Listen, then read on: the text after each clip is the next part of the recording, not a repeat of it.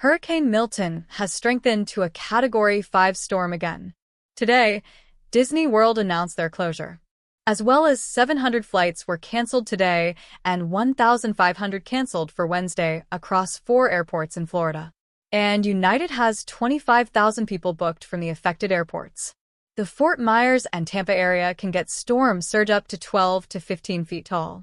Also, the state of Georgia has declared state of emergency due to the storm.